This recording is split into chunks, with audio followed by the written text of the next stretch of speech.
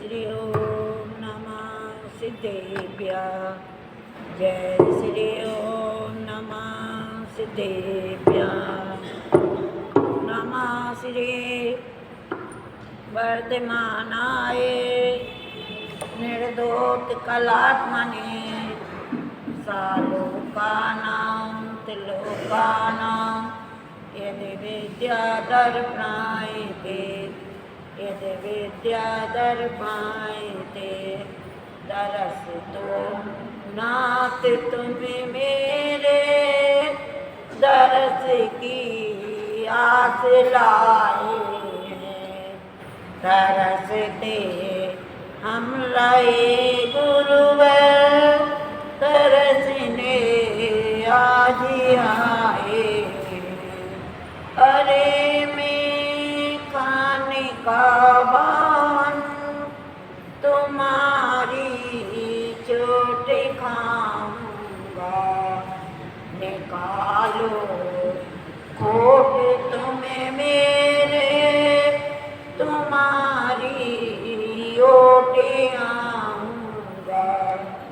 तुम्ही शिल्पी हमारे हो यही विश्वास लाए दरस दो नाथ तुम्हें मेरे दरस की आस लाए। जय बोलो श्री 1008 श्री चिंतामणि पारसनाथ भगवान की जय। परम पूजाचार्य श्री 108 आचार्य श्री वैभव सागर जी महाराज की जय।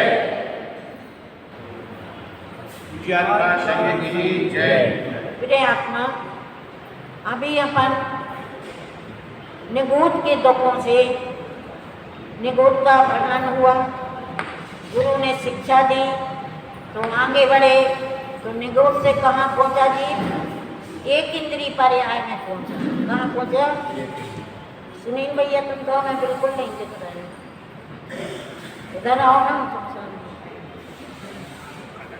तो एक इंद्री पर्याय में पहुँचा और एक इंद्री के दुखों का दुख देखे हमने। एक इंद्री के कितने दुख हैं कि वो पहले तो हमने ये निर्णय किया कि एक इंद्री कौन कौन है, फिर उनके दुख कौन कौन है। तो एक इंद्री पृथ्वी का है, जल का है, अग्नि का है, वायु का है और वनस्पति का है। अब उनके दुख कौन कौन है? अग्नि काय को कितना दुख है, जल काय को कितना दुख है और फिर वनस्पति काय को कितना दुख है। और इनका जन्म कैसे होता है? जन्म के 3 भेद होते हैं, एक गर्भ जन्म, एक सूक्ष्म जन्म, एक गर्भ जन्म और एक उत्पाद जन्म। संसार में इसके अलावा जन्म नहीं होता। जन्म के 3 भेद हैं। कितने भेद हैं भैया? 3। एक सूक्ष्म में जन्म होता है, सूक्ष्म जन्म, दूसरा गर्भ जन्म, तीसरा उत्पाद जन्म। अब इसमें हमें विचार करना है, जो सूक्ष्म जन्म होता है वो किनके जीवों का होता है, विचार करना है। सूक्ष्म जन्म किसे कहते हैं और गर्भ जन्म किसे कहते हैं, उत्पाद जन्म किसे कहते हैं। तो जो सूक्ष्म जन्म होता है, सबसे पहले कौन सा है? सूक्ष्म जन्म। तो वो होता है एक इंद्री से लेकर के 5 इंद्री तक। कौन का? एक इंद्री से लेकर के 5 इंद्री तक का भी सूक्ष्म जन्म होता है। अब तुम पूछोगे ये 5 इंद्री का भी सूक्ष्म जन्म होता है? तो जो लवण समुद्र में महामत्स्य, राघव मत्स्य और कंदुल मत्स्य, उसका जन्म सूक्ष्म होता है। और उसकी अवधारणा कितनी होती है?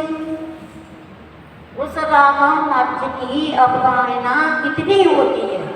तो 1000 लंबा और 500 योजन चौड़ा और 250 योजन ऊंचा। आई समझ में? कितना लंबा? 1000 योजन लंबा और 500 योजन चौड़ा और 250 योजन ऊंचा। और इसका जन्म कैसा होता है? समूर्छा जन्म होता है। खूब अच्छे से सुनना। एक इंद्री, एक होगा पंच इंद्री का जन्म, मेंढक का जन्म समूर्छा जन्म होता है। मछली का जन्म, कुछ मछलियों का जन्म उसे होता, कुछ मछलियों का जन्म समूर्छा होता है। और फिर चलते हैं पंच इंद्रियों का, चौइंद्री का जन्म। चौइंद्री कौन सा है? हमने पंचेंद्री बता दिया, चौइंद्री जीव कौन सा है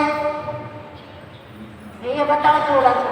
जो मच्छर, मक्खी, कीट, पतंगा, काले कीड़े, जो छोटे छोटे की पतंगा, भौरा, जो गोबर में होते हैं, फूल में होते हैं, तो इनका जन्म कैसा होता है? समूर्छा जन्म होता है इनका जन्म। अब तीसरी में कौन से आ गए? तीसरी में कौन सी आ गए? चीटा, चीटी, खटमल, बिच्छू, ये सब इनका जन्म कैसे होता है? समूर्छा जन्म होता है।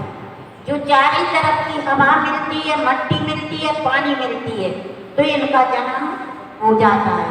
अब दो इंद्री केंचुआ, लाट, पिपीर, संग, इनका जन्म भी समूर्छन होगा। और एक इंद्री, अब एक इंद्री में कौन कौन आ गए? जल का है, अग्नि का है, वायु का है, वनस्पति का है और पृथ्वी का है। इनका जन्म किससे होता है? समूर्छन होता है। कैसा होता है? और इसके दो भेद है, एक सूक्ष्म और एक बाहर। इन जीवों के दो भेद हैं। किसके भेद हैं? दो भेद हैं, एक सूक्ष्म और एक बाहर। अब सूक्ष्म किसे कहते हैं? जो दीवार को तोड़ के निकल जाएगा। सूक्ष्म जीव जो सूक्ष्म होता है वो किसी को उससे बाधा नहीं होती। यहाँ असंख्यात सूक्ष्म जीव भरे और तुम्हारी दीवार को तोड़ के निकल जाएंगे, पर किसी को बाधा नहीं होगी। और बादल जीव जो होता है वो सबको टकराता है। तो बादल और सूक्ष्म एक इतने प्रकार के होते हैं। इनकी होनी कितनी है? इनकी होनी यहाँ कितनी है? पृथ्वी का की होनी कितनी है? अब अपन समझ रहे ना कि अपन चारों गति की दुख समझ रहे हैं।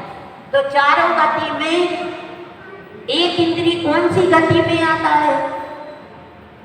अपन को ये तो समझ रहे कि अब कौन सी गति का वर्णन चल रहा, कौन सी गति का वर्णन चल रहा है। एक इंद्री जीव कौन सी गति में आता है? दो इंद्री जीव कौन सी गति में आता है? तीन इंद्री जीव कौन सी गति में आता है? चौ इंद्री जीव कौन सी गति में आता है? और पंच इंद्री जीव कौन सी गति में आता है? और इनमें इनका जन्म कैसे होता है? जन्म की हमने बता दी। अब पंच इंद्री का जन्म जो त्रिअंग गाय, भैंस उड़ने वाले हैं, उनका अंडा और प्रोटक से जन्म होता है। और जो गाय, भैंस है उनका जन्म गर्भज होता है। अब इनको तो हम अब ये आ गए समझ में। इनका जन्म कैसा? गाय भैंस का गर्भ धारण करते हैं, ऐसा होता वो गर्भ से होता है, जैसे होता है। और जो जैसे कबूतर है जे अंडा रखते हैं, और जो शेर है रंगे, इनका जन्म पूत से होता है। किससे होता है? पूत से होता है। तो अब ये चलते हैं पूत जो माने उनका जन्म होता है तो दौड़ने लगते हैं, उनका कोई बंधन नहीं होता। जैसे गाय का बच्चा होता है तो गाय के बच्चा के ऊपर जड़ होती है, जब वो जड़ हटेगी, जब वो दौड़ेगा उसको चाटेगी, वो करेगी। और शेर के बच्चे के ऊपर वो आवरण नहीं रहता है, तुरंत दौड़ लगाने लगते हैं। तो ऐसे से कोट का जन्म था। तो समूचा जन्म समझ में आ गई, कितने जन्म का जन्म होता। और पंचेंद्री जन्म होता है जो लब्धक पर्याप्त होते हैं, जैसे कांथरी में, मलमूत्र में, इस जैसे गाय के स्तनों में जो जीव होते हैं उनका लब्धक पर्याप्त समूचन जन्म होता है और वे पंचेंद्री ही होते हैं। कैसे होते हैं? पंचेंद्री होते हैं। तो अब अपन ने इनका जन्म देख लिया, आप पढ़ते हैं आगे। तो हमने चारों गति का, क्योंकि जब हम इनको नहीं समझेंगे और अपन आगे बढ़ जाएंगे तो हमें ये समझना है कि अब हम अभी कौन सी गति का वर्णन चल रहा है? त्रियंच गति में। त्रियंच गति में एक इंद्री से लेकर के पंचेंद्री जीव होते। मनुष्य में सिर्फ मनुष्य गति होती है, एक इंद्री, दो इंद्री, तीन इंद्री, चार इंद्री, पांच इंद्री नहीं होते। देवों में, देवों का जन्म कैसा होता है? उत्पाद पे होता है, सैया पर होता है। जैसे 16 साल का बच्चा उठ जाता है, कैसा होता है? उत्पाद जन्म। कैसा जन्म होता है? तो त्रियंचों का जन्म हो गया, अब कुल का आ गया।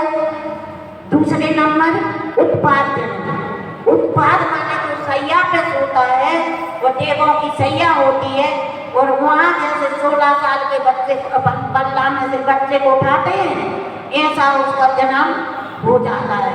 वो 16 साल की उम्र जैसे युवा हो जाते हैं और उनको अंतर्मुखवाद अवध ज्ञान हो जाता है। तो वे जान लेते हैं कि हम कौन देश से आए, कौन गति से आए, कैसे आए। तो वहाँ जैसा वो काम करके जाते हैं, यहाँ से यदि वो पूजा करके गया है, धर्म ध्यान करके गया है, तो वहाँ जाके उसकी व्यवस्था वही बनेगी, वो जाके वहाँ पूजा करेगा।